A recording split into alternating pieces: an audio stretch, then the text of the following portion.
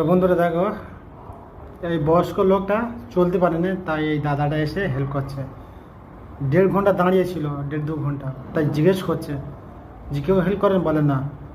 তো দাদাটা মানে গাড়ি থেকে তুলে দেবে, ঠিক আছে, মানে যতটা পারবে হেল্প করবে, ঠিক আছে। এই দেখো কত সুন্দর একটা কাজ করছে, দেখো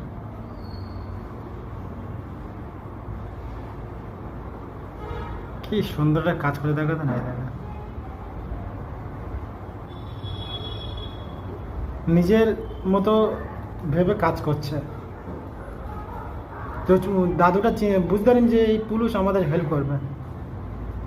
কি অবস্থা!